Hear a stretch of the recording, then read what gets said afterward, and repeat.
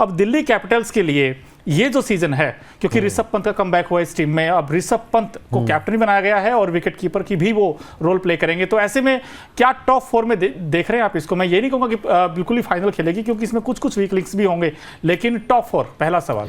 Monu, top 4 की बात अगर करें तो ये थोड़ी सी जल्दबाजी हो जाएगी कहना, क्योंकि किस तरीके से ऋषभ पंत की फॉर्म रहती है ये सबसे पहला कंसर्न रहने वाला है। अब सबसे बड़ा सवाल तो मेरे हिसाब से ऋषभ पंत को लेकर ही है। हालांकि अब पहली बार दिल्ली कैपिटल्स की जर्सी में नजर आए, 14 महीने का गैप था और उसके बाद अब सीधा मैदान पर उतरे हैं। मैच सिचुएशन में शायद पहली बार खेलते हुए हमें नजर आएंगे। विकेट कीपिंग करेंगे नहीं करेंगे, आउटफील्ड में फील्ड करेंगे, इनफील्ड में फील्ड करेंगे, बहुत सारी चीजें हैं और सब कुछ मेरे हिसाब से डिपेंड करेगा ऋषभ पंत के ऊपर ही। क्या ऋषभ पंत को लेकर जल्दबाजी भी कर दी है दिल्ली कैपिटल्स ने? यह भी एक बहुत बड़ा सवाल है कि कप्तानी को लेकर क्या कप्तान बनाना जल्दबाजी थी?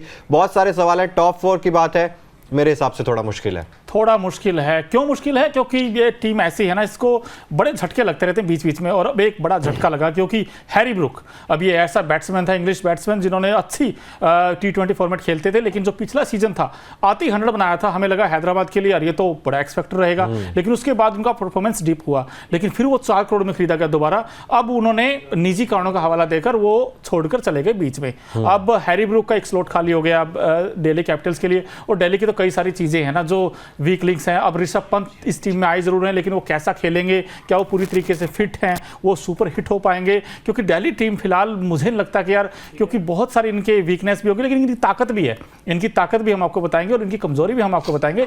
लेकिन सबसे बड़ा इंपॉर्टेंट सवाल ये है कि दिल्ली कैपिटल्स की जो स्क्वाड है, हम पहले आपको स्क्वाड दिखा देते हैं, या प्लेइंग 11 जो होगी दिल्ली की वो भी हम आपको दिखाएंगे, लेकिन प्लेइंग 11 के ऊपर सब कुछ डिपेंड करेगा। क्योंकि देखिए, हम हमेशा कहते हैं चिराग कि प्लेइंग 11 राइट कॉम्बिनेशन, क्योंकि कॉम्बिनेशन बार बार इसलिए आता है क्योंकि आप स्क्वाड में बहुत ऐसे प्लेयर होते हैं कि हमें लगता है कि यार ये भी होना चाहिए, ये भी होना चाहिए, लेकिन दिल्ली कैपिटल्स के लिए डेविड वार्नर और पृथ्वी शॉ, अब देखिए दिल्ली कैपिटल्स का स्क्वाड हम आपको दिखा रहे हैं 2024 के लिए। कुछ खिलाड़ी रिटेन किए गए हैं, कुछ इन्होंने रिलीज भी किए और बड़े नाम रिलीज किए हैं, रोमन पॉवेल हो चाहे मनीष पांडे हो, जो मिडिल ऑर्डर को स्टेबिलिटी देते थे। अब इनका मिडिल ऑर्डर थोड़ा कमजोर नजर आता है। अब हैरी ब्रूक ये येलो इसलिए है क्योंकि ये स्वदेश चले गए हैं वापस, और अब ऐसे में इनके लिए ओपनर तो मेरे ख्याल से डेविड वार्नर और पृथ्वी शॉ। बिल्कुल, देखिए वही कॉम्बिनेशन रहेगा, डेविड वार्नर और पृथ्वी शॉ ओपनिंग करते हुए नजर आएंगे, पृथ्वी शॉ। और उसके बाद भी जब आप देखेंगे तो मिचेल मार्श इनके पास हैं, वो नंबर 3 के लिए पके पकाए खिलाड़ी हैं। ट्रिस्टन स्टब्स अब वहां पर मौजूद हैं, और ऋषभ पंत के आने के साथ ना, तो फिर ये मिचेल मार्श, ट्रिस्टन स्टब्स और ऋषभ पंत, तो ये मिडिल ऑर्डर अब उतना खराब नहीं लग रहा है जितना खराब पिछले सीजन में लग रहा था। क्योंकि शुरुआती कुछ मैचेस में ना मोनू, मिचेल मार्श भी फॉर्म में नहीं थे। गेंदबाजी अच्छी कर रहे थे, गेंदबाजी में आते विकेट्स निकाल कर दे रहे थे, लेकिन जैसे ही बल्लेबाजी करने के लिए आ रहे थे तो उतने ज्यादा फॉर्म में नहीं थे। लेकिन अब मिचेल मार्श, क्योंकि ऑस्ट्रेलिया की कप्तानी भी की है अभी उन्होंने हाल ही में T20 सीरीज में, और कहा भी जा रहा है कि भविष्य में परमानेंट कप्तान मिचेल मार्श को बनाया जाएगा ऑस्ट्रेलिया का। तो एक ऐसा खिलाड़ी है जिसके पास एक्सपीरियंस भी है और जो पावर प्ले का इस्तेमाल भी अच्छे से करना जानता है, जो तेज गति से रन बनाना जानता है, और अब अच्छी खासी फॉर्म में मिचेल मार्श भी नजर आ रहे हैं। तो जो मिडिल ऑर्डर की स्टेबिलिटी की बात है, पिछले सीजन के बनस्पत इस सीजन मुझे काफी ज्यादा ठीक लग रही है। और पिछले सीजन आपने देखा था कि वो ओपनर्स में सिर्फ डेविड वार्नर के बल्ले से रन आ रहे थे, और वो भी धीमी गति से रन आ रहे थे। वो 50 जरूर उन्होंने लगाई है काफी सारे मैचेस में पिछले सीजन, लेकिन क्या करते थे, 50 ball 50 run, 45 ball 50 run, 55 ball 50 run, ये समस्या उनके साथ बनी हुई थी। इस बार अगर उनके साथ, क्योंकि पृथ्वी शॉ भी फॉर्म में नहीं थे पिछले सीजन, इस बार डोमेस्टिक क्रिकेट अच्छा सीजन खेल के आ रहे हैं, तो ये उम्मीद रहेगी कि अब टॉप ऑर्डर भी और जो मिडिल ऑर्डर है वो भी स्टेबल है। और पिछली बार अगर आप गौर करेंगे मोनू, रन किसने बनाए थे सबसे ज्यादा? अक्षर पटेल ने।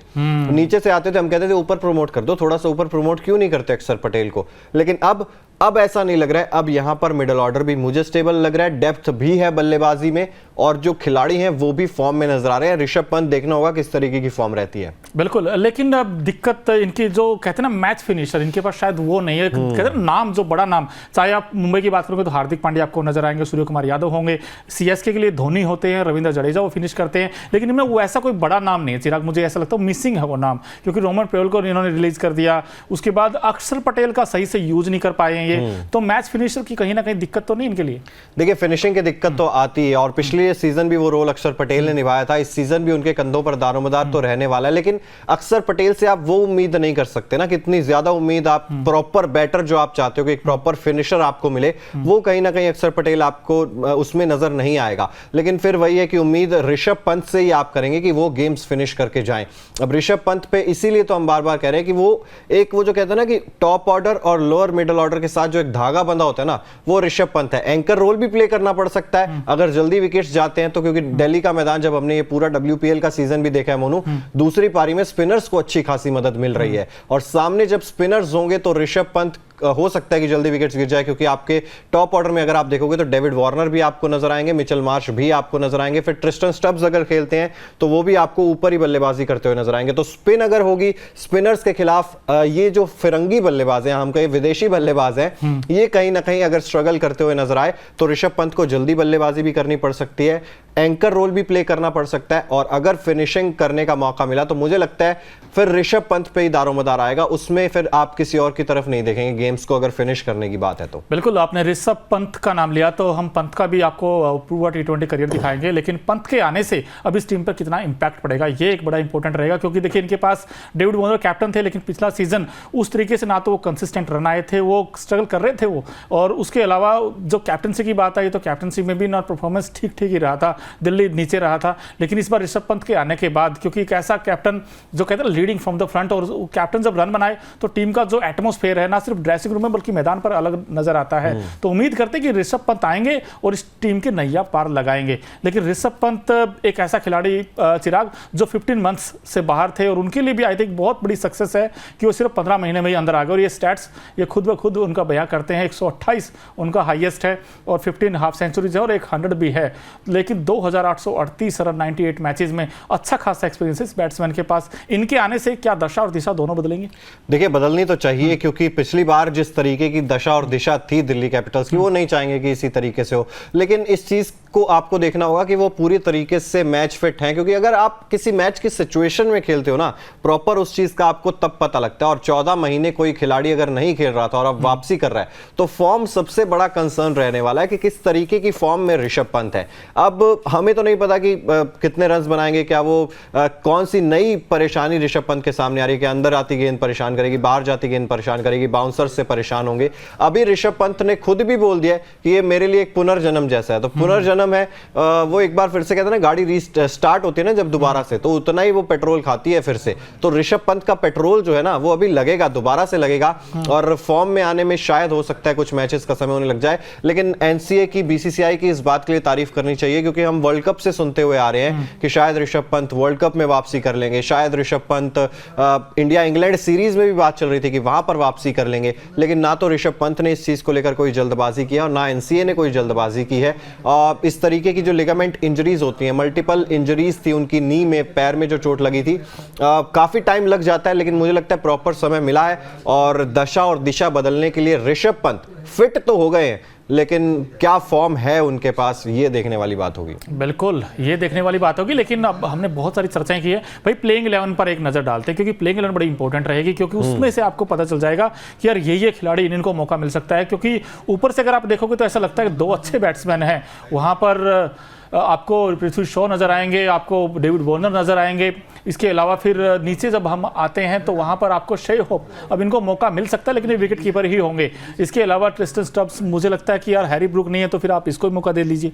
और उसके बाद फिर मिडिल ऑर्डर थोड़ा सा वीक है। मिचेल मार्श एक ऐसे बैट्समैन है, चले तो चांद तक, नहीं तो फिर शाम तक, क्योंकि वो तो ऐसा ही खेलते हैं, उनका अटैकिंग खेलते हैं। अब थोड़ा सा चेंज हो गया, नहीं वो पिछले सीजन तक मैं भी कह रहा था कि चले तो शाम तक, नहीं तो चांद तक, लेकिन ये पहले प्लेइंग 11 पर नजर डाल लेते हैं। ऋषभ पंत आपको ऊपर नजर जरूर आ रहे हैं, लेकिन ओपनिंग करने के लिए पृथ्वी शॉ और डेविड वार्नर आएंगे। नंबर 3 पर मिचेल मार्श, ट्रिस्टन स्टब्स, अक्षर पटेल वहां पर नजर आएंगे। ललित यादव, इन्होंने भी अच्छा खासा परफॉर्म किया था। कुलदीप यादव, ये इस टीम का सबसे बड़ा हीरो मेरे हिसाब से होने वाला है, इन पर सबसे ज्यादा उम्मीद रखनी होगी। मुकेश कुमार, इनका भी डेब्यू हो चुका है। ऑन्ड्रिक नॉर्किया, ये अपनी पेस के साथ परेशान कर सकते हैं दिल्ली की विकेट पर खासतौर पर। खलील अहमद पार्शली अंदर बाहर मेरे हिसाब से होते हुए नजर आ सकते हैं, वो भी देखने वाली बात होगी कि कितने मैचेस उन्हें मिलते हैं। इंपैक्ट प्लेयर के रूप में लुंगी एनगिडी हो या शाय होप हो, ये भी देखने वाली बात होगी। लेकिन ये जो प्लेइंग 11 है ना मोनू, एक चीज साफ है कि पूरे आईपीएल के दौरान इसमें बदलाव होते रहेंगे, इसमें कोई मेरे हिसाब से तो कोई आशंका नहीं। वो तो ठीक है, आप चेंजेस करते रहोगे इस पूरे अगर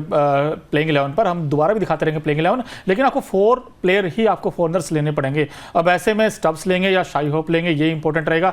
लुंगी एनगिडी, क्योंकि एक दिल्ली कैपिटल्स के लिए अच्छी जो बात है, मुझे ऐसा लगता है कि उनका पेस अटैक, हम हमेशा हर आईपीएल में तारीफ करते हैं क्योंकि नोकिया वहां होते हैं, उसके बाद ईशांत, इनफैक्ट ईशांत शर्मा उनके लिए हैं, और मुकेश कुमार जो नई गेंद के साथ उनका गेंद भी लहराता है। तो ऐसे में पेस अटैक तो उनका अच्छा है। अगर हम ताकत की बात करें दिल्ली कैपिटल्स की, तो उनका पेस अटैक हमेशा से ही कहते हैं ना वो हावी रहा है। लेकिन बैटिंग में आपको कोई ऐसा नाम लगता है जो इस बार एक्स फैक्टर हो सकता है दिल्ली के लिए? देखिए, बैटिंग में मेरे हिसाब से पृथ्वी शॉ पर नजरें रहने वाली है, क्योंकि पिछला सीजन अच्छा नहीं था, ड्रॉप भी हो गए थे बीच में, और बैकअप के तौर पर फिर वही है ना कि आपका कॉम्बिनेशन जो था वो बार बार चेंज होता रहा था। मनीष पांडे इस बार नहीं है, वो भी थोड़ा बहुत उनका फॉर्म कंसर्न रहता था। उससे पहले अगर हम बात करें तो चेतन साकरिया भी शायद इनके स्क्वाड में शामिल थे पिछले सीजन के लिए, अब वो भी यहाँ पर नजर नहीं आएंगे। तो काफी सारे चेंजेस जो हैं वो कहीं ना कहीं हमें देखने को मिले। इस बार रणनीति में बदलाव तो जरूर किया गया है, लेकिन पृथ्वी का फॉर्म में होना बहुत ज्यादा जरूरी है, क्योंकि इस चीज में ना 2 चीजें हो जाती है मोनू। डेविड वार्नर वर्सेस पृथ्वी, अगर एक तरफ से भी रन आने कम हो जाते हैं तो दूसरे खिलाड़ी के ऊपर प्रेशर जाता है, और उस चक्कर में जो है दिल्ली कैपिटल्स के लिए वार्नर ने बहुत सारे रन बनाए थे पिछले सीजन, लेकिन स्ट्राइक रेट एक बहुत बड़ा इशू था, क्योंकि 7 वाले एंड से विकेट्स गिरती हुई चली जाती थी, और वो जो ओपनिंग पार्टनरशिप की हम उम्मीद करते थे कि एक बड़ी ओपनिंग पार्टनरशिप आएगी, वो मिसिंग थी। तो इसीलिए मैं कह रहा हूं कि पृथ्वी का फॉर्म में होना बहुत ज्यादा जरूरी है। इसके अलावा आपने कहा सबसे बड़ा मैच विनर, मैं फिर से कह रहा हूं कुलदीप यादव सबसे बड़े मैच विनर हो सकते हैं इस बार दिल्ली कैपिटल्स के लिए, क्योंकि आपने चर्चाएं सुनी है इंडिया वर्सेस इंग्लैंड पूरी सीरीज में जिस तरीके से प्रदर्शन रहा है, कुलदीप यादव मेरे हिसाब से दिल्ली कैपिटल्स के लिए वो काम करने वाले हैं।